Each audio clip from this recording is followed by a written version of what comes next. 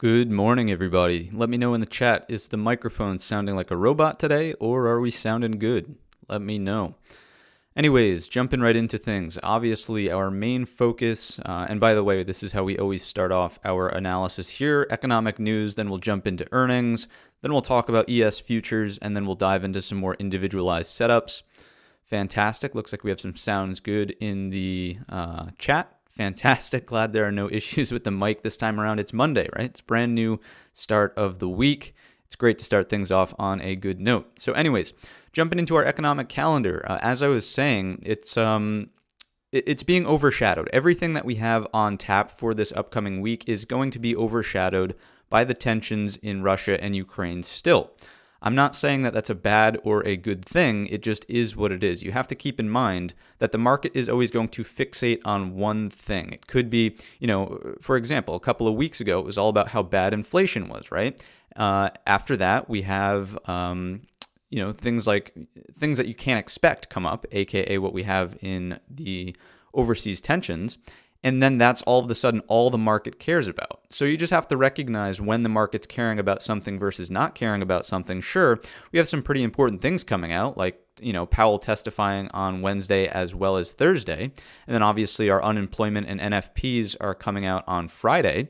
Those are big deals traditionally, but I do think if there's anything even remotely, I don't want to say interesting because I don't think it's the right word, but if there's anything that the market doesn't know already that comes out about the overseas situation on any of these days, whether it be overnight or during the market hours, this isn't going to matter. It's all about what's happening overseas, correct? So all I'm getting at here is the market shifts its attention from thing to thing to thing. And as of right now, we know that that thing is the overseas tension in Ukraine. All it's going to take is a simple headline, and the market's either going to do this or it's going to do the exact opposite and do something like this. We can't predict that type of thing, so just be nimble as these sort of conflicts continue to be resolved. That's all I would say about economic events and what we have on the radar. If this were going to matter, obviously this is your first big one. Powell testifying on Wednesday. After that, we have the Thursday testification. That's probably not a word, but that's when he testifies again. And then we have NFP and unemployment on Friday. Those are the second two big ones, right? So fantastic. That's what we have. Darth Trader. That's a good one, Dan. I like that.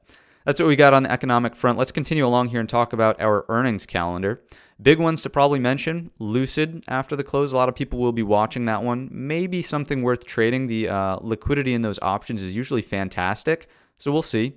It depends on what happens, right? Is there going to be a large gap up or down? We'll find out. Zoom, ZM, another good one to be watching out for.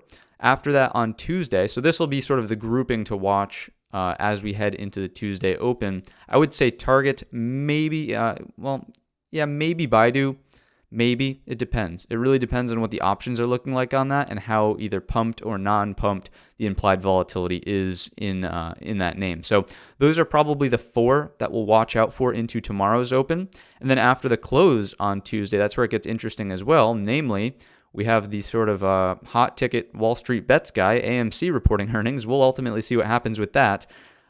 Should just be some interesting things to watch. I probably won't. It won't be a serious thing to watch and actually trade. Salesforce, though, that's definitely going to be on watch. Dollar Tree can sometimes be good, so keep that one on your radar. And then after that, Snowflake, Kroger's not bad in terms of consumer staple, but really Costco is the next big one to pay attention to. I would say that's more of a, that's a better trader in my estimation than Kroger per se.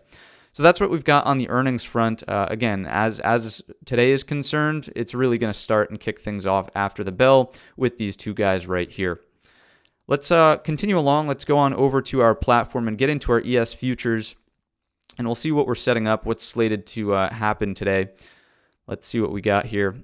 If you're in the stream and you haven't hit the thumbs up button already, please do so. And let's get right into these futures. So first of all, we're opening, let's ask the three questions, right? We always ask the three questions. Number one, are we opening on a true gap up or down? The answer to that is no, right? We're opening inside of range. However, we are opening underneath value. You can see that value area is from here to here up to yesterday's high. Good morning, Crystal. Nice to see you. So that's what we have in terms of question number one. Question number two would be, where are we opening in relationship to the overnight high and the overnight low? And I would currently say that we're slated to be opening in the upper third. So I'll put 1/3 up here with a little arrow, upper third. And that's just a little bit more of a bullish indication, right? We're not opening dead on the lows of the overnight session, so it's not as bearish as it could potentially be, is what we're getting at with that question. Then number 3 is, of course, what's the position of the overnight inventory? Well, if you look at where we closed yesterday, let's just say that it was way up here, right? I'm not going to bother drawing the line all the way across.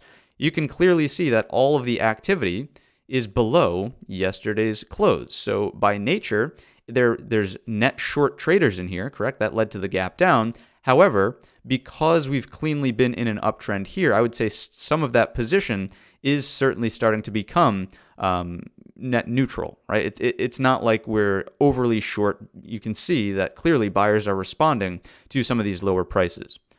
So in terms of question number 3, I would just do some neutral, not really going to read into it too much. So based on the answer to all 3 of those questions, we know that there's probably not potential for shock and awe on the open. There's not really going to be a huge inventory correction that could potentially take place. It's fairly neutral. I would probably be patient on the open, wait for some more structure to develop, and then wait for the cleaner trade, right? Let's go back to a 15-minute chart as well, just so we're not looking at so many candles here. That's a little bit better. That's a little bit easier to digest here. You can clearly see the upward channel that's formed, something like this. So does that hold up? Do we get a bounce to the top end, aka the overnight high? And if that breaks, we're back inside of value. Maybe we get the rotation up towards yesterday's high, value area high, and then we do something like this.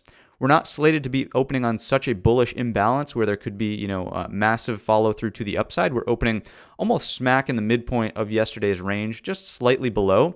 So it's got to be a little bit more neutral out there, right? It's just simply not overwhelmingly skewed in one direction or another. So I would be patient on the open is what I'm getting at here with our ES futures. So hopefully you can see the reasoning behind that.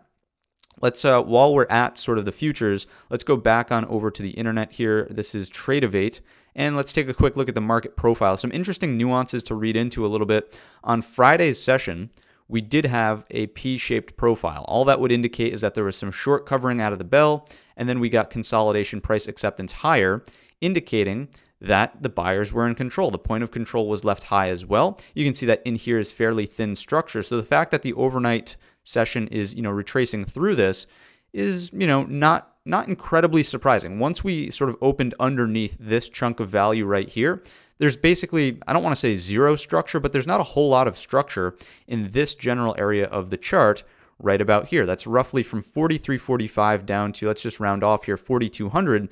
I'm not saying that the market has to go to 4,200 because there's a lack of structure, but just know if, a downtrend does resume, there's not like a massive shelf of support that we can rely on to save us for a higher low. Correct? That's why in the weekly watch list video, I was kind of harping on the fact that Friday's lows across the marketplace will be fairly important. So patience on the open. We are opening in the lower post of the P-shaped profile from Friday, which, lack of structure, I wouldn't be overly aggressive one way or another. Something interesting that you wouldn't be able to see on your candlestick chart is, of course, the base, or, well, I suppose it would be the top. The base would be down here. The top of the post of the P is also the overnight high. So that area is going to act resistant if we come up and try to test it and roll over. That's a fairly bearish indication, noting that we cannot get back into the value from Friday, correct? So carry that forward as an important level. Overnight high and the base, top of the post of the P, which is roughly 43.45, right? So that will be an important level here on our futures. Good morning. Anthony, good morning to you. Nice to see you. Any suggestions of stock that got bought out? Not entirely sure what you mean by that in the chat. I'll read into that in just a minute here. What else? Abel, could the overnight structure be considered a rising wedge? Maybe I'd look at it more as a channel though. And then Bossman, we look at the NQ? A little bit, really through the lens of QQQ. So that's what we have in our ES futures. Hopefully that was, clear enough that I think the move is patience, opening in the midpoint of yesterday's range. There's no big imbalances here. Nothing strikes me as a big shock and awe open. So as always, like we do here in the chat, we're going to do a quick poll.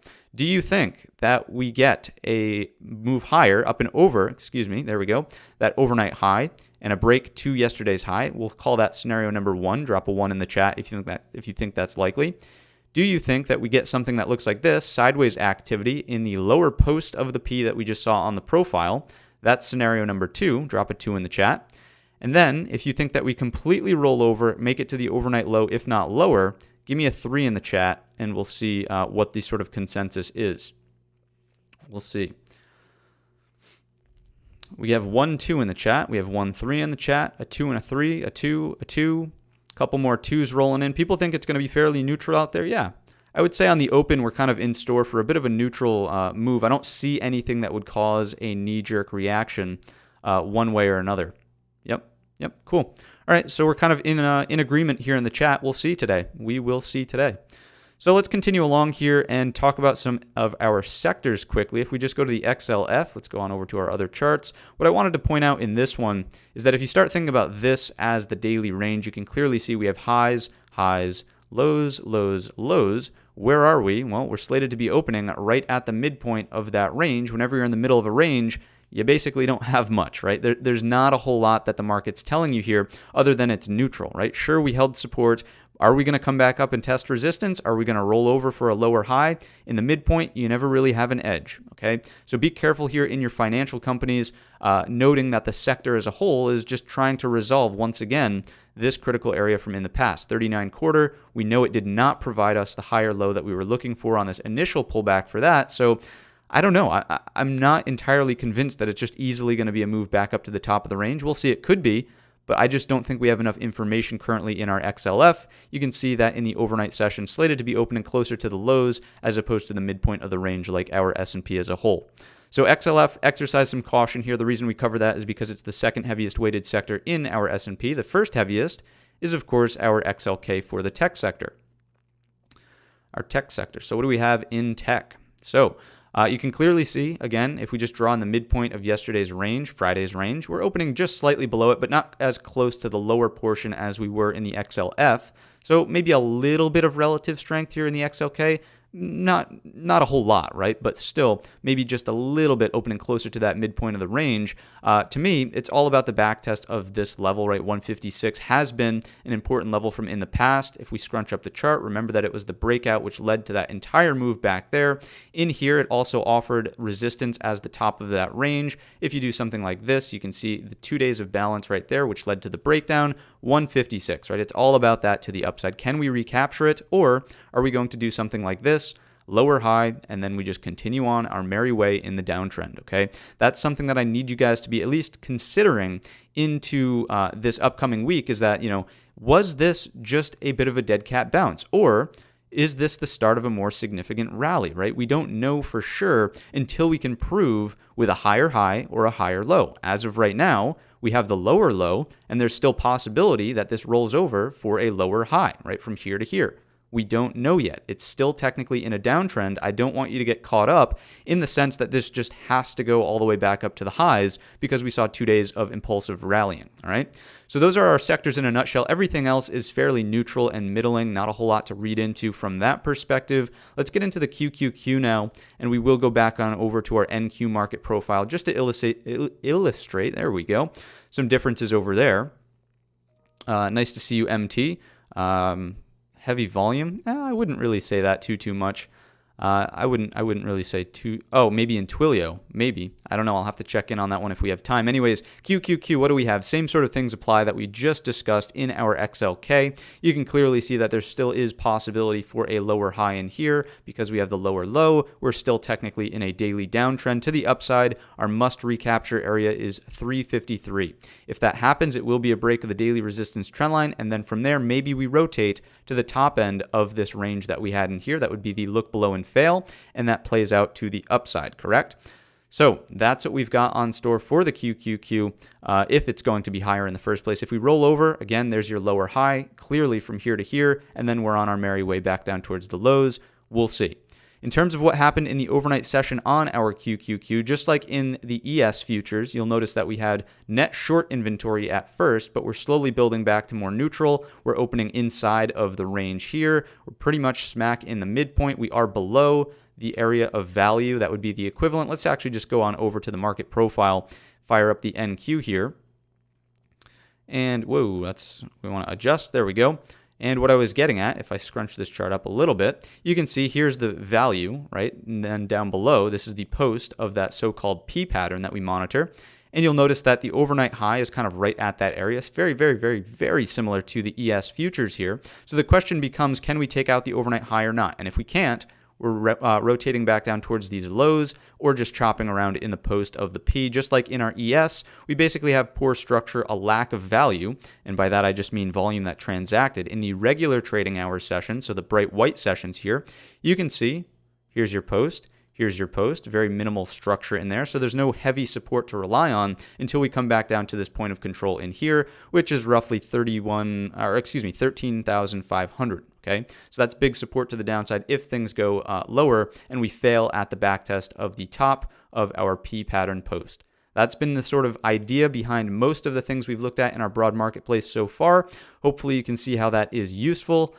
So, always be checking where value actually is, where there was a lot of time spent, where people have positions. Because if these people now turn into overhead supply, if we fail essentially to take out that overnight high, what does that tell you about these guys? Well, they're all technically wrong. If they were building a long position, they have to unload, aka sell to get out of the position, and maybe we get a rotation lower. All right. So that's kind of the thinking and psychology behind market profile, why it's worth looking at these types of things. Let's continue along here and wrap up our broad market with the IWM, of course, showing, at least in terms of the daily chart, right? We talked about this in the weekly watch list. There's your double bottom potential. There's your neckline. This one has the best equal low scenario, right? So if this does get follow through to the upside, it's still all about 208. It's as simple as that in the IWM. If we're still below, I would lean, neutral at best, maybe slightly bearish. If we start poking above, that might be, it's not a guarantee, but it might be a little bit more of a risk on signal for our marketplace, noting that we would then have a higher high from here to here,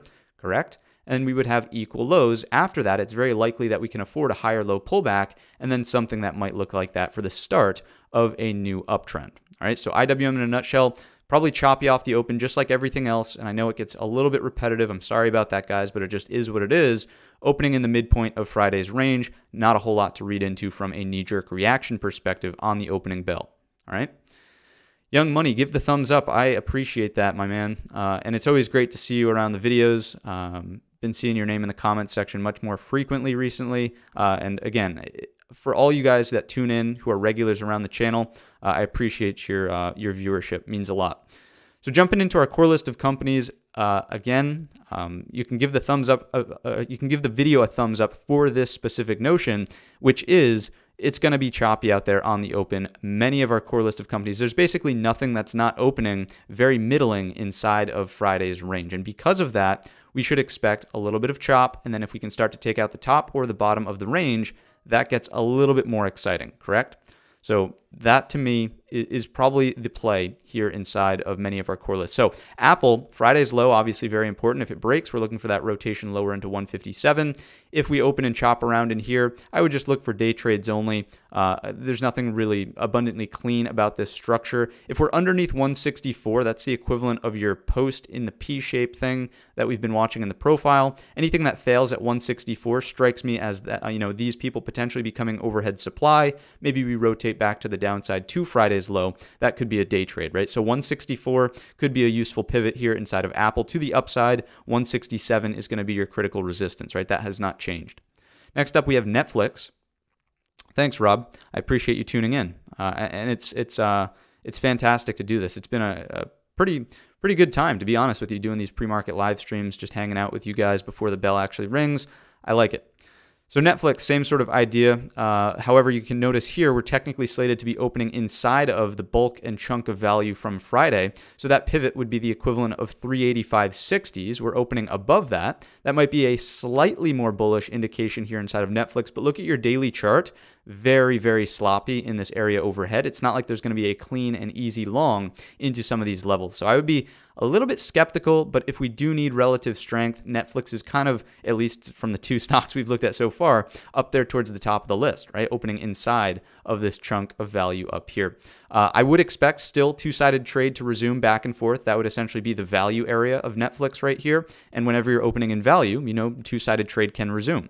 So not a whole lot to read into from Netflix perspective other than chop on the open. But if the market starts running to the upside, it could be a breakout up and over the two-day highs for a move, roughly we're looking for that 412.72. Again, very, very choppy on the daily. I would imagine it kind of struggles to get there, but so far Netflix better strength than Apple.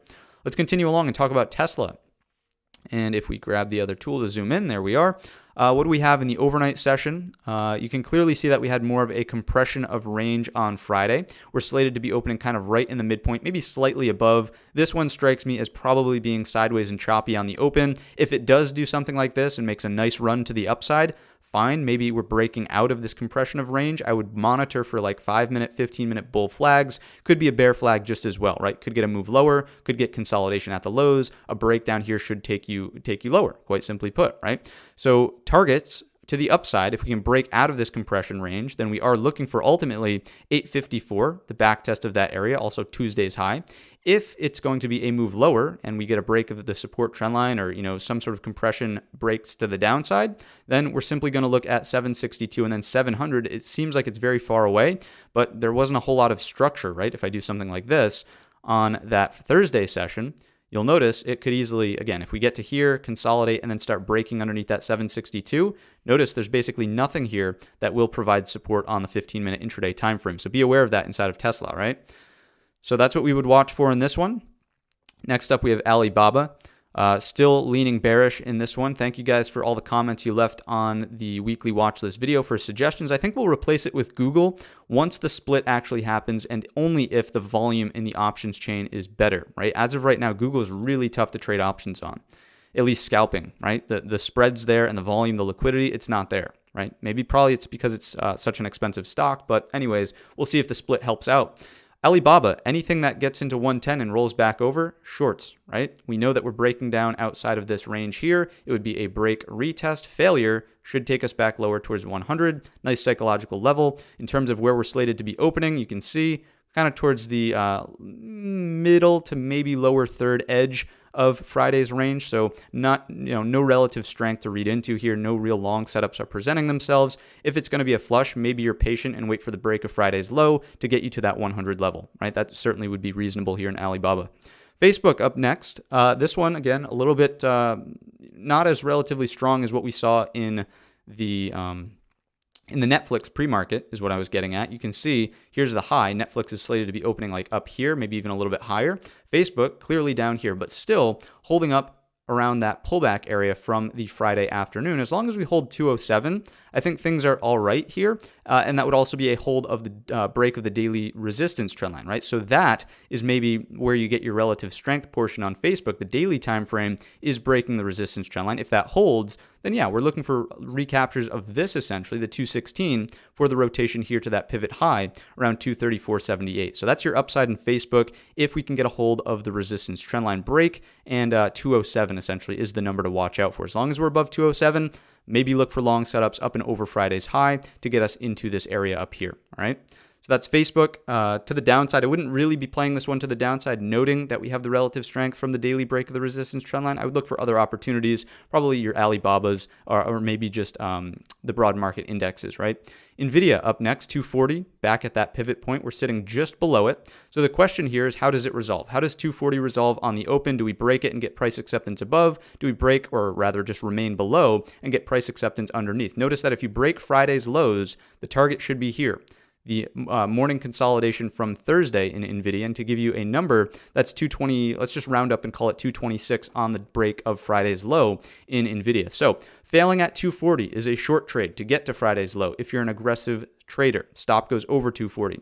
If you're a more conservative trader, once you get to Friday's low, any sort of lower high bounces that set up H patterns, descending triangles, flush points, whatever, break of Friday's low gets you to that 226 top of the breakout point and consolidation from Thursday's session. So this one's definitely going to be one of the top watches for me, just because we have so much structure to play off of, and the targets seem I don't want to say obvious, but you can see where they're at. Quite simply, you can see where they're at. That's all I would say about that.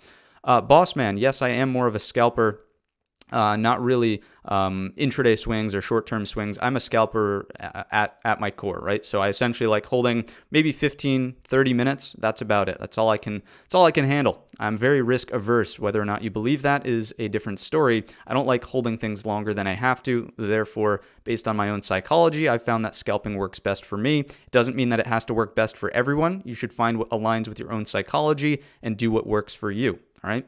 So that's Nvidia, again, probably a top watch here. Microsoft up next. The reason we're spending so much time on our core list is because there's not a whole lot in terms of other things going on in the market this morning. Gapping up, down, lots of volume, none of that really. The pre-market scan was fairly dry.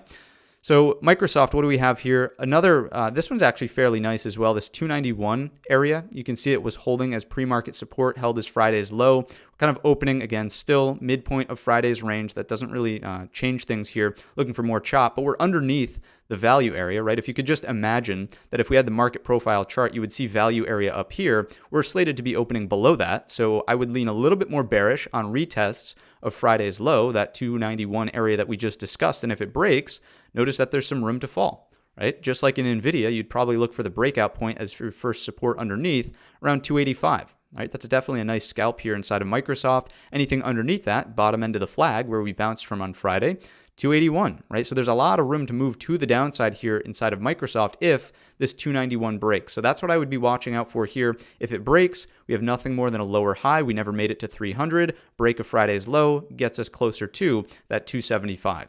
If it's going to be a move higher, you have 300 to contend with right overhead. So that's probably because we're probably going to get some chop in here, some back and forth two-sided trade. If we make the move higher into that supposed quote unquote value area, I would be patient. And do you really want to trade for that? I don't know. It would just seem like the downside's a little bit more attractive with the larger range. Again, if you're a scalper, a micro scalper, looking for a 5-minute bull flag, 2-minute bull flag, and you just want to take, 2 candles to the upside to get into 300, that's fine. But I would reassess at 300 for a larger move, all right?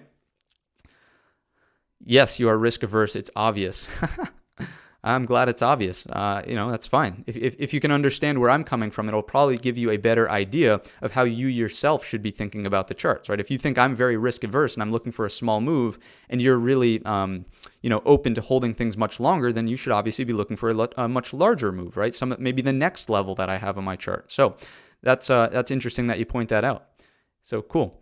Anyways, Amazon's up next to round out our core list of companies. What do we have here? Certainly the potential for a double bottom, right? In the weekly watch list video, I did point out that we have technically a higher low here, whereas in many other stocks that we've looked at so far, we do not have that higher low from the panic that we saw earlier on in mid-January to what we just saw on Thursday of last week. So that's interesting to me. Obviously, if this is a double bottom, the neckline break is still way up here around 32.55. So there's a ways to go. So we'll see. We'll see if we get there in the first place. As of right now, use 3,100 as your pivot. We talked about this in the weekly watch list video. 3-day flush point, which led to the gap fill down below. Now we're retracing back towards it. Do we roll over here for a lower high, or do we break it to the upside? If we break it to the upside, I'm personally not so interested in this zone right here, just chopping around. I would want to see a cleaner setup here inside of Amazon, especially noting how its options tend to move. You don't want to be on the wrong side of this one, especially if you're trading the weeklies, right? So I personally don't want to get caught up in that chop. I would wait for a cleaner setup. So that is our core list of companies. In terms of things that I had on my radar that were outside of this, we have BP, which is gapping down. So you can see this, slated to be opening well below the Friday's low. What do we have just in terms of gap rules? Well, as you know, this is what we watch out for. There's a double bottom that's formed here in the overnight session so far. So if this holds, if we fail to take out the overnight low here, trade long back up through the open, we're looking for that gap to fill closer to 30 even, right? Now keep in mind, this isn't it's not the biggest mover, right? We're looking at, what is this, 28.60 up to $30 even, so $1.40. I mean, it's definitely a big range in relativity, to this name here, but it's not like it's a massive mover, all right? Yeah, hit those likes. Lots of people leaving. Yeah, it's all right. It's getting close to the bell. We've got about 2 minutes. It looks to be a neutral open. But so that's BP. And then next up we have Plug. That's the only other one that I saw that was gapping. Currently on a gap up, same sort of theory applies, especially if the broad market's going to start falling. Look for this as a short, right? So you clearly have your overnight high. Here's your anticipated open. Let's say that the prior day's high is right around in here. We're opening at resistance on the daily, right? You can see resistance, daily 50 SMA, prior resistance right here as well. Any sort of failure to get up and over the overnight high, look for shorts through the open to retrace this extremely thin overnight structure to fill the gap to yesterday's high, Friday's high, 22.42. Puts are fine here inside of plugs. So quickly, we got a minute left before the bell actually rings. Not a whole lot has changed here over on our ES futures. It's not, nothing too impressive has happened here. It doesn't change our pre-market analysis. Patience, right? Patience on the open. Wait for the structural trade. We're slated to still be opening underneath value here, underneath the it was the top of the post. I keep getting that confused in my head.